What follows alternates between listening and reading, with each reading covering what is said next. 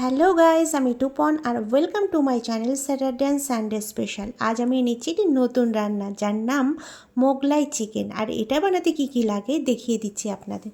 প্রথমে আমি নিয়ে নিয়েছি 1 কিলো মুরগির মাংস, আর এর মধ্যে দেবো আমি মোটামুটি ছোটো 1 চামচ গোলমরিচের গুঁড়ো, দেবো 1 চামচ ভিনেগার, আর দেবো নুন স্বাদ মতো।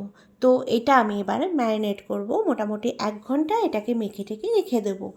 তো আমার মাখা হয়ে গেছে। এবার আমি এখানে কিছু মশলা নিয়েছি। এখানে আছে আদা, কাঁচা লঙ্কা, রসুন বাটা, এখানে আছে টমেটো দুটো, এখানে আছে 1 চামচ পোস্ত আর 6টা কাজু বাদাম, এখানে আছে 2টো পেঁয়াজ আমি বেটে নিয়েছি।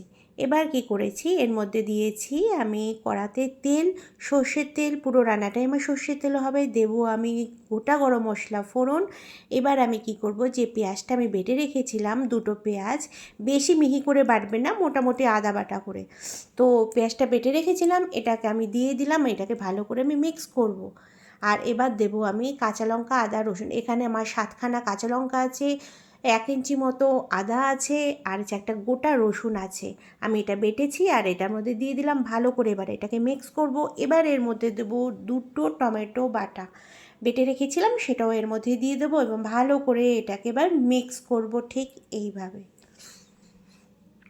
আমার মিক্স মোটামুটি হয়ে গেছে। এবার আমি দেবো 1 চামচ লাল লঙ্কা গুঁড়ো, 1 চামচ দেবো আমি কাশ্মীরি লঙ্কার গুঁড়ো, 1 চামচ দেবো হলুদ, আর 1 চামচ দেবো আমি জিরের গুঁড়ো, আর দেবো নুন স্বাদ মতো। আমি কিন্তু আগেই নুন দিয়েছি, নুনটা একটু বুঝে দেবেন। তো এটাকে আমি ভালো করে মিক্স করে নেব ঠিক এইভাবে। তো আমার মিক্স হয়ে গেছে। এই যে ম্যারিনেট করে রেখেছিলাম চিকেনটা, এবার এর মধ্যে আমি দিয়ে দেবো, আর পুরো ব্যাপারটাকে একদম এইভাবে মিক্স করে নেব। তো আপনারা এই রান্নাটা করবেন, দারুণ টেস্টি হয়, একবার শুধু খেয়ে দেখবেন।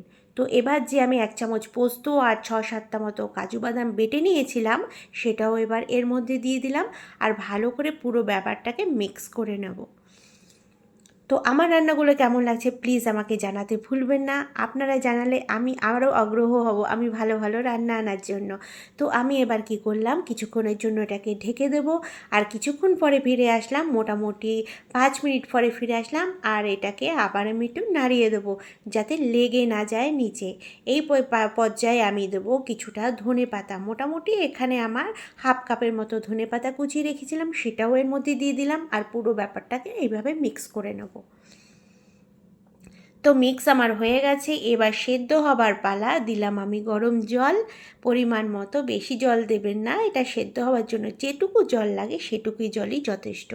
তো এর মধ্যে দেবো আমি কাসুরি মেথি, এটাকে আমি একটু রোস্ট করে গুঁড়ো করে নিয়েছিলাম, তো আমি এটার উপরে ছড়িয়ে দিলাম। মোটামুটি কাসুরি মেথি দিয়েছি ছোটো 1 চামচ। তো এটাকে আমি ভালো করে মিক্স করে ঢেকে দিলাম আমি কিছুক্ষণের জন্য, মোটামুটি 10 মিনিট। 10 মিনিট পরে আমি আবার ফিরে আসলাম। দেখুন গ্রেভিটা ঠিক এরকম হয়েছে, মোটামুটি আমার রান্নাটা ডান হয়ে এসছে। তবে একটা জিনিস দেবার পালা। আমি এবার দেব এর মধ্যে 1 চামচ বাটার। এটা আপনারা দেবেন, দেখবেন আরও সুন্দর হবে খেতে। তো আমি বাটারটা দিয়ে দিলাম। আমার রান্নাটা পুরোপুরি ডান। আমার রান্নাটা আমি সার্ভ করে নিয়ে আসবো। আমার রান্নাগুলো কেমন লাগছে প্লিজ আমাকে জানাতে ভুলবেন না। লাইক শেয়ার অবশ্যই করবেন, আর ভালো লাগলে, আরও ভালো লাগলে আমাকে সাবস্ক্রাইব করতে ভুলবেন না। আমি আরও ভালো ভালো রান্না আপনাদের জন্য নিয়ে আসবো। আজকের মতো টাটা।